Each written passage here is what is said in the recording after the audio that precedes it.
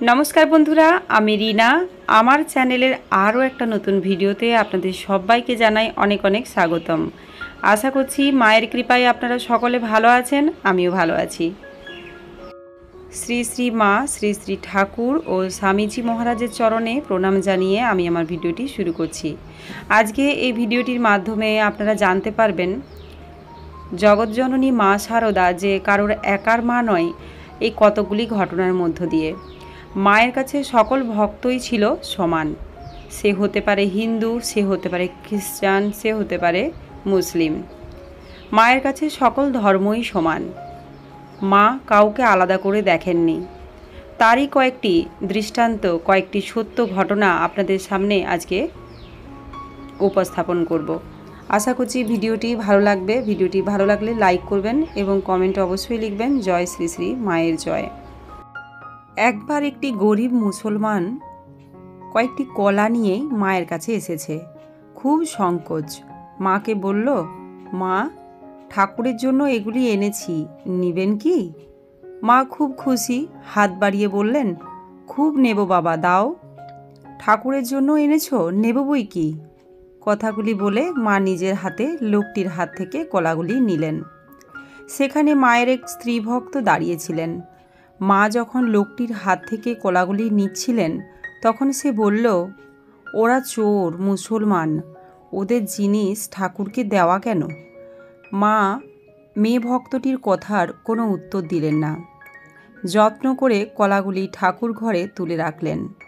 তারপর লোকটিকে আঁচল ভরে গুড় আর মুড়ি দিয়ে পরম স্নেহে বললেন, যাও বাবা, খেতে খেতে বাড়ি যাও, অনেকটা যেতে হবে। লোকটি হাসি মুখে বিদায় নিল। মা এবার গম্ভীরভাবে মেয়ে ভক্তটিকে বললেন, কে ভালো কে মন্দ আমি জানি, কে হিন্দু কে মুসলমান আমি জানি, কে চোর কে সাধু আমি জানি।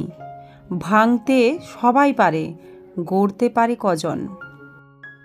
মা তাহলে দেখুন সকলের, মা কিন্তু কোনো রকম জাতিভেদ প্রথা মানেননি। কারণ মা যে জগৎজননী, তাই মায়ের কাছে সকল সন্তানই সমান। এবার যে ঘটনাটি আপনাদের সামনে এখন তুলে ধরব সেটি হলো ভগিনী নিবেদিতা এবং মায়ের একটি ঘটনা। চলুন সেটা শোনা যাক। শ্রী শ্রী মা ও শ্রী শ্রী ঠাকুর ও স্বামীজির পরম ভক্ত সিস্টার নিবেদিতা একবার ভোগ রান্না করে ঠাকুরকে নিবেদন করে তা মাকে দেন। মা খুব তৃপ্তির সঙ্গে সেই প্রসাদ গ্রহণ করেন। এতে বাগবাজারের রক্ষণশীল মেয়ে মহলে চাঞ্চল্য পড়ে যায়। তাদের চোখে নিবেদিতা ম্লেচ্ছ। মায়ের এই কাজের কঠোর নিন্দা করে তারা। মা সব শুনলেন, তাদের সমালোচনায় ভ্রুক্ষেপ মাত্র করলেন না। স্পষ্ট ভাষায় জানিয়ে দিলেন, নিবেদিতা আমার মেয়ে, ঠাকুরকে ভোগ রেঁধে নিবেদন করার অধিকার তার আছে। তার দেওয়া প্রসাদ পরমানন্দে কোনো দ্বিধা না রেখে আমি নেব। যদি কারো তাতে আপত্তি থাকে সে নিজেকে নিয়েই থাক। মা ঠিক এরকমভাবেই সকলকে কাছে টেনে নিয়েছেন। নিবেদিতা তো মায়ের কাছে ছিলেন পরম স্নেহের। এখন আরও একটি দৃষ্টান্ত আপনাদের সামনে তুলে ধরব, সেটি হলো বাংলাদেশের একটি সত্য ঘটনা। সালটা 1972 সাল। বাংলাদেশ তখন সবেমাত্র জন্মলাভ করেছে। রামকৃষ্ণ মিশনের কয়েকজন সন্ন্যাসী ত্রাণ কার্য পরিচালনার জন্য ভারত থেকে বাংলাদেশে গেছেন। একদিন তারা জিপগাড়িতে ঢাকা থেকে যশোহরের পথে চলেছেন। পিপাসা পাওয়ায় রাস্তার একটি চায়ের দোকানের সামনে তারা গাড়ি থামান। দোকানটি একটি মুসলমানের। সন্ন্যাসীরা চা খেতে গিয়ে দেখলেন দোকানে একটি ছবি টাঙানো আছে। ছবিটি সারদা দেবীর। দোকানে আর কোনো ছবি নেই। কৌতূহলবশত সন্ন্যাসীদের মধ্যে একজন মুসলমান দোকানদারটিকে জিজ্ঞাসা করলেন, এটি কার ছবি জানেন? দোকানদার বলল, কার ছবি তা জানি না, তাহলে ছবিটি এখানে রেখেছেন যে? সন্ন্যাসী বললেন। তখন লোকটি বলল, আমার যখন 4 বছর বয়স তখন আমার মা মারা গেছে। মা কেমন দেখতে ছিল তা আমার মনে নেই। বড় হয়ে বন্ধুদের মুখে শুনতাম তাদের মায়েদের কথা। দেখতাম তাদের মা তাদের কত ভালোবাসে, আদর করে। আমার খুব কষ্ট হতো, কাঁদতাম একা একা। কল্পনায় আমার মায়ের একটা মূর্তি গড়েছিলাম। স্বপ্নে দেখতাম সেই মূর্তিটিকে।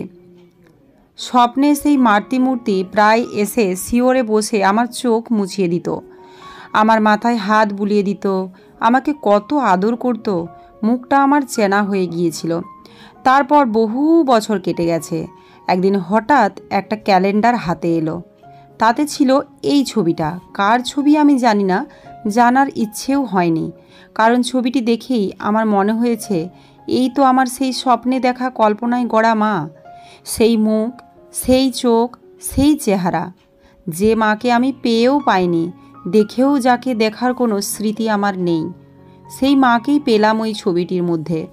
তাই পরের দিন ছবিটি ফ্রেমে বাঁধিয়ে এনে দোকানে টাঙিয়ে রেখেছি। ওকে দেখলেই আমার প্রাণ ভরে যায়। আমার মা, আমার হারিয়ে যাওয়া মা। বলতে বলতে লোকটির চোখ দুটি চিকচিক করে উঠল। দু চোখের কোণে টলটল করে কাঁপছিল বড় বড় দুটি জলের ফোঁটা। মা তাহলে দেখুন, এই যে লোকটির স্বপ্নে এসে মাকে রোজ মাথায় হাত বুলিয়ে দিত, আদর করে ঘুম পাড়িয়ে দিত, চোখে জল মুছিয়ে দিত। মায়ের কত করুণা, তাই না? তো আমরা এইটুকু জানি, শ্রী শ্রী মায়ের নাম যারা মন থেকে ভক্তি ভরে করেন তারা মাকে অবশ্যই দেখতে পান। এরকম হাজারো লক্ষ লক্ষ ঘটনা আছে যেগুলো আমাদের হয়তো অজানা। আমরা বিভিন্ন স্বামীজি মহাপুরুষদের জন্যই সেগুলো জানতে পারি, বিভিন্ন লেখকদের জন্যই আমরা সেই ঘটনাগুলো শুনেও ধন্য হই। তো আমরাও মায়ের নাম নেব, সবাই মাকে মন ভরে ভক্তি ভরে ডাকব। মায়ের কৃপা করুণা আমরা নিশ্চয়ই পাচ্ছি এবং পাব। আজকের ভিডিওটি এই পর্যন্তই। সকলে ভালো থাকবেন, সুস্থ থাকবেন। আবার নিয়ে চলে আসবো নতুন একটা কোনো ভিডিও। দেখা হচ্ছে নেক্সট ভিডিওতে। জয় শ্রী শ্রী মায়ের জয়, জয় শ্রী শ্রী ঠাকুরের জয়, স্বামীজি মহারাজের জয়। ধন্যবাদ এতক্ষণ আমার সাথে থাকার জন্য। নমস্কার।